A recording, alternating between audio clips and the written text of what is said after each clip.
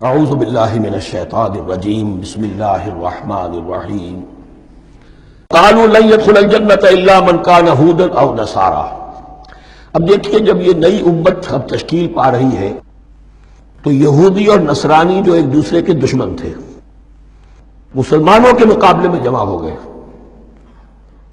انہوں نے کہنا یہ شروع کیا وقالوا لن يدخل الجنة، ہرگز نہیں داخل ہوگا جنت میں الا من کان ہودا او نصارا، سوائے اس کے جو یا تو یہودی ہو یا نصرانی ہو۔ وقالوا لن يدخل الجنة الا من كان هودا او نصارا تلك امانيهم، یہ لفظ دوبارہ آ گیا، یہ ان کی خواہشات ہیں، من گھڑت خیالات ہیں، ان کی وشفل تھنکنگ ہے۔ قل هاتوا برهانكم ان كنتم صادقين، کہو ان سے لاؤ کوئی دلیل اگر تم سچے ہو۔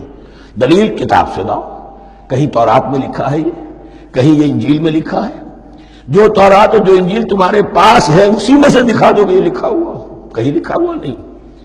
اب یہاں پر وہ یونیورسل ٹروتھ آ رہا ہے، بلا من اسلم وجہہ للہ وہو محسن، کیوں نہیں، ہر وہ شخص کے جو اپنا چہرہ اللہ کے سامنے جھکا دے اور وہ محسن ہو، اس کا رویہ صدق پر، سچائی پر، حسن کردار پر مبنی ہو، سر کا جھکانا منافقانہ نہ ہو، جزوی نہ ہو کہ کچھ مانا کچھ نہیں مانا۔ بلا من اسلم وجہہ للہ وہو محسن فلہ اجرہ عند ربہ، تو اس کے لیے اس کا اجر محفوظ ہے اس کے رب کے پاس۔ فلا خوف علیہم ولا هم یحزنون، نہ ان پر کوئی خوف ہوگا اور نہ ہی وہ حزن سے دوچار ہوں گے۔ یہ دوسری آیت ہے کہ جس سے کچھ لوگوں نے استدلال کیا ہے کہ ایمان بالرسالت ضروری نہیں ہے۔ اب دیکھیے اس کا جواب وہی ہوگا، نمبر ایک تو یہ، ہر جگہ پر ساری چیزیں بیان نہیں کی جایا کرتی، کوئی چیز کہیں بیان کی گئی، کوئی کہیں بیان کی گئی ہے۔ کتاب کو لینا ہے تو پوری کو پوری ایک کتاب کی حیثیت سے۔ دوسرا یہ کہ یہ سارا سلسلہ کلام جو ہے، جو دو بریکٹس کے مابین آ رہا ہے، اس میں پہلے سے ہے وَآمِنُوا بِمَا أَنزَلْتُ مُصَدِّقًا لِمَا مَعَكُمْ وَلَا تَكُونُوا أَوَّلَ كَافِرٍ بِهِ، تو وہ تو ضرب کھا رہی ہے اس پورے کے پورے مضامین کے سلسلے سے جو ان دو بریکٹوں کے درمیان آ رہا ہے۔ اب دیکھیے، ایک طرف تو ان کا کہنا یہ تھا کہ جنت میں داخل نہیں ہوگا مگر وہی جو یہودی ہو یا نصرانی ہو۔ اب عمل کیا ہے؟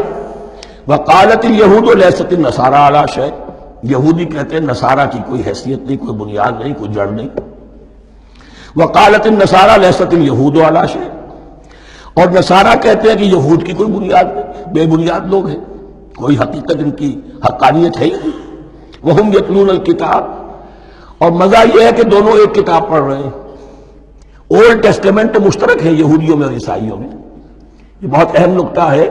اور جدید عیسائیت میں جو ایک بہت بڑی طاقت ابھر رہی ہے امریکہ میں، وہ ہے کہ جو یہ عیسائیت کو جیوڈائز کر رہی ہے، کیونکہ رومن کیتھولک مذہب جو تھا اس نے تو چونکہ گویا کہ سارا رشتہ توڑ لیا تھا بائبل سے، سارا اختیار پوپ کے ہاتھ میں آ گیا تھا، لیکن پروٹیسٹنٹس نے پھر بائبل کو قبول کیا۔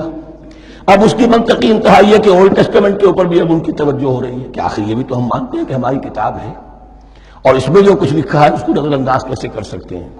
ہم نے جو ایک سیمینار کیا تھا امریکہ میں، جس میں ایک یہودی عالم بھی آئے تھے، ایک عیسائی بھی آئے تھے، اور مسلمانوں کی طرف سے بھی ہمارے ایک ساتھی نے بات کی تھی، تو وہاں ایک یہودی عالم نے کہا کہ اس وقت اسرائیل کو سب سے بڑی سپورٹ جو مل رہی ہے وہ ان عیسائیوں سے مل رہی ہے امریکہ میں سے، کہ جو اس وقت ایونجلسٹ کہلاتے ہیں وہاں پر، اور جو ایک بڑا فرقہ بن کر ابھر رہے ہیں۔ بہرحال یہ ان کا طرز عمل ہے۔ وَهُمْ يَتْلُونَ الْكِتَابَ، اور وہ دونوں کے دونوں کتاب کے پڑھنے والے ہیں۔ كَذَلِكَ قَالَ الَّذِينَ لَا يَعْلَمُونَ مِثْلَ قَوْلِهِمْ، اسی طرح کہا تھا ان لوگوں نے کہ جو کچھ بھی نہیں جانتے انہی کی سی بات کہی تھی، یعنی یہ اشارہ ہے مشرکین مکہ کی طرف۔